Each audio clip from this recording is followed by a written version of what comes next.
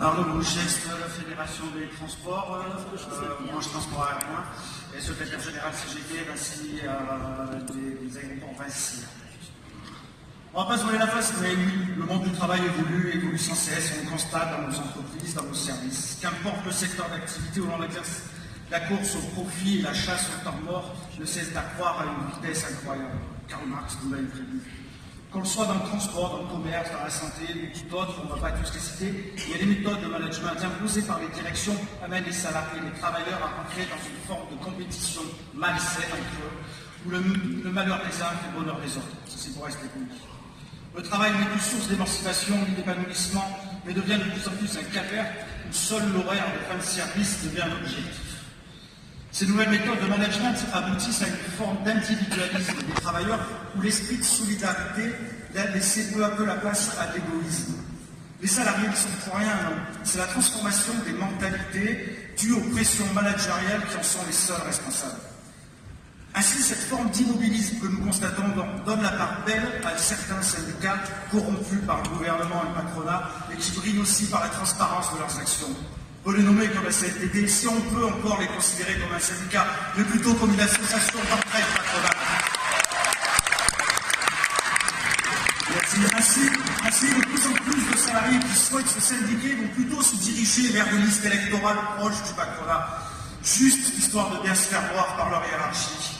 Ainsi, et c'est légitime, doit-on se sentir coupable d'être passé deuxième place du paysage syndical en France? Ou plutôt, ne serait-ce pas le syndicat Orange qui s'est artificiellement promu en haut de l'affiche grâce à un tabassage médiatique? Sommes-nous coupables, nous, que ce soit les patrons, les grandes entreprises, qui soient les mêmes et qui possèdent 80% des médias écrits, télévisés et radiophoniques?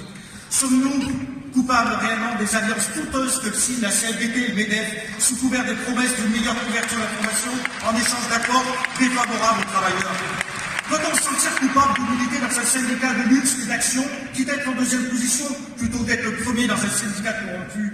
On doit s'en balancer, mes camarades. Faire du syndicalisme, ça ne se résume pas à vouloir être le premier, mais n'avoir que le seul objectif de lutter contre les incessantes dégradations des conditions de travail, de se battre pour des meilleurs salaires et les cotisations sociales qui vont avec.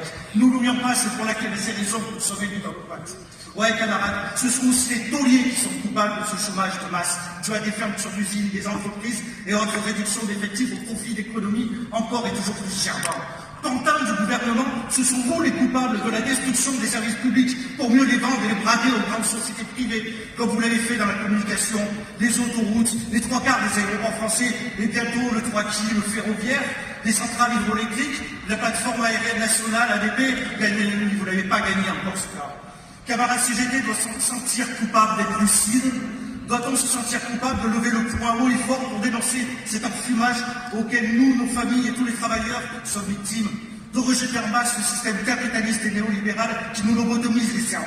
Doit-on se sentir coupable de se battre et de lutter encore et encore à ne rien lâcher, à aller jusqu'au bout? Qu'importe d'être le premier ou le dernier, on s'en branle, l'important c'est de se répondre présent, de faire voir. Camarades, nous ne devons pas être coupables.